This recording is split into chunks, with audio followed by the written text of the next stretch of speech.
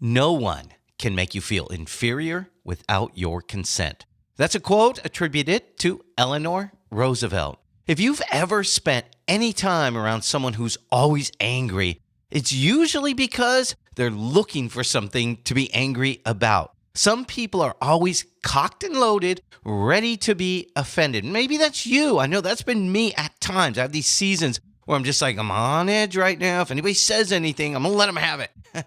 Sometimes we live more of our days like that than otherwise. But today we're going to talk about how to control whether you're offended or not. And we're going to talk a little bit about the spiritual side of that. And let me just say, this episode may get me into some trouble with you or with somebody else. Somebody is waiting to be offended by what I'm going to say in this episode.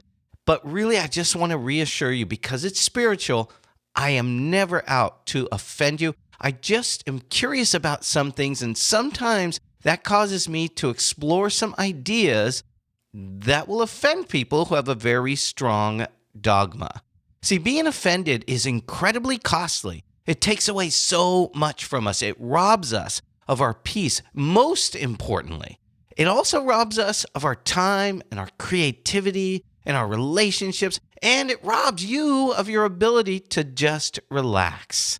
So relax, because today we're going to talk about how to stop having people offend you, how to stop letting them hurt you, so you can be happy, joyful, and full of life, strong and not inferior. This episode is going to challenge someone's dogma, and that's good. Allow it if that's happening to you, but don't allow it to offend you. All right, enough said on all that. Let's get started. Welcome to Mental Mastery Moment. I'm your coach, Paul Desmond Adams. Think of this show as your quick daily coaching session. Each 10 to 15 minute episode is designed to help you live the life you were created to live. I'll help you realign your mindset and maximize your productivity, deepen your relationships, and tap into your infinite creative source. On Thursdays, we always talk about what's beyond us, what's bigger than us, the infinite that is beyond, but accessible by us. Today is the day to be curious. So let's get started right now with today's episode of Mental Mastery Moment. I've actually got another quote that applies to this episode. When I'm doing an episode, I always try to find the very best quote. And sometimes when I'm just making sure I got all my ducks in a row and I'm giving a fair shake to everything on a topic, I'll find another quote that I think works as well. And I've got a number of them in this episode. I think it's great because it means a lot of people over time have thought about this idea of being offended. This quote says, "Forgive all those who offend you, not for them, but for you." That's a quote from Harriet Nelson. You may not remember, but there was a show on TV years ago called Ozzie and Harriet Nelson was the female lead on that show. So remember that. Forgive all those who offend you, not for them, but for you. Forgive me if this offends you, not for me. Don't let me off the hook. Let yourself off the hook. This episode is going to be challenging. What you hear today might be highly offensive to you. It's on you as to whether you let that offense take root. You can just let it go. You can keep your peace and you can keep your joy and just let it go. Marcus Aurelius said, here comes another quote, sorry. "Choose not to be harmed and you won't feel harmed. Don't feel harmed and you haven't been harmed." Think about that one. Choose not to be harmed and you won't feel harmed. Don't feel harmed and you haven't been. That's powerful. You control whether you're harmed or not. It's on you whether you're harmed by somebody else. There's an equation I saw Jack Canfield, the author, share at one time. E times R equals O. I'll explain it to you. I think I mentioned this in another podcast episode years and years ago, but it's worth repeating. E is events. R is our response, and O is the outcome. We control O. Now, we can't control E, the events part, but we control the factor that is R, our response. Events times response equals outcome. That's the factoring part of all of it. Events are going to happen around you. You choose how you respond to the events, and that determines the outcome. Because if your response is a 0, anything times 0 is always going to be a 0. So it's up to you to make that factor that is response a 0. That puts you in an incredibly powerful place. As a coach for online entrepreneurs, this is a big, big topic for a lot of clients. We're putting ourselves out there for judgment. This show, I'm putting myself out there for judgment, and I'm acknowledging that it may be offensive for some people, yourself included. But I know it's on you whether that happens. And when you put your stuff out there, when you put your ideas out there, think back to your Thanksgiving table, right? When you've said something, somebody might have been ready to be offended, especially in the last couple of years with the pandemic. If you wore a mask or didn't wear a mask, or you got vaccinated or you didn't get vaccinated, we just seem like we're all getting offended all the time, and we're all just waiting for an opportunity to be offended because we think that empowers us. We think our being offended empowers us, but truly, what really empowers us is when we're not offended. We've disarmed the other person. But you can't please everybody and still cut through all the noise. So if you're building a brand online, or you're an influencer, or you're an author, or a podcast host, or anything like that, if you want to cut through the noise, you've got to be bold in your statements. If you just say the things that everybody agrees with, well, it's just going to be background noise. Nobody's going to take notice of you. So you've got to be bold, not hurtful. Just like me, I've made it very clear that I may offend somebody with what I'm talking about, and we've not even gotten to the really offensive part yet, or potentially offensive part. But I'm not out to offend anybody. I'm making that very clear. I don't want to harm somebody. Now, there's others who say things, and they're trying to rib you and trying to get at you, and they're trying to poke you, trying to find out where your buttons are, right? And if you put all the buttons away, they're powerless. But they might still try, but eventually they're going to stop trying. We tell our kids that.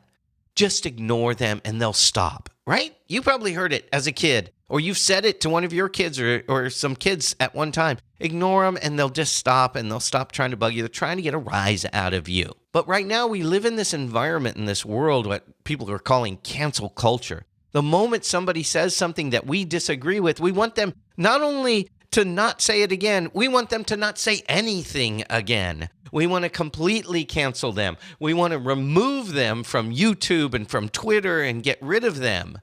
Our previous president was like that. A lot of people are like, oh, I just can't stand when he says that. Well, what if you choose not to be offended by it? I mean, that's the truth, and that's not a political statement. That also applies to my friends on the right who are offended by things that our current president or vice president or whoever says, speaker or whatever. We can choose whether it offends us or not. Now, it doesn't mean we have to agree with it. It just means we're not going to respond in a way that makes the outcome painful for us. We can't control what they do or what they say. We can only control our response. Now, here's what brought this up for me. I was reading a book, and it's kind of a book that's really, I don't even know how to say it. It's by Neville Goddard, and if you've never read anything by Neville Goddard, he's definitely a new thought teacher, kind of understanding the power of the mind, the power of the human mind, the power of our consciousness. And in this book, he was talking about something that Jesus had said, and I was like, man, that I don't know if I ever thought of it that way. And it challenged me, and I wasn't offended by it because I'm very open about spiritual stuff, but it caused me to pause and think through this. And I'm going to give you that same challenge. Is this what Jesus meant when he said, no man comes unto me except the Father within me draws him? Now, I know if you're Christian and you have your Christian faith, that means something different. That means God calls people to Jesus. But what if it means what if Jesus is doing that as an example for us, that what if nobody comes to me unless my mind allows them to come to me? And that may not seem like a big thing right here, but I'm going to give you another thing he said that will be similar to that. But before I do, I want you to realize the Greek word for father refers to a nourisher or a protector. It can refer to patriarch as well, ancestry and things, but it means a lot of different things. It means a creator or a giver of life.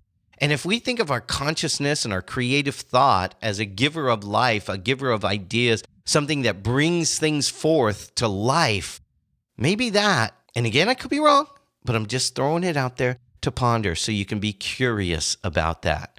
So this father thing could apply to our higher mind, our consciousness, our higher thought, our creative mind. See, this could mean no man impacts me without my consciousness allowing him to do that, or her, right? No person impacts me without my consciousness allowing them to do that. And I know that's a challenge. I don't want to offend you, and I'm not trying to change your thinking on that. I'm just saying that's what I was thinking about when I read these words by Neville Goddard.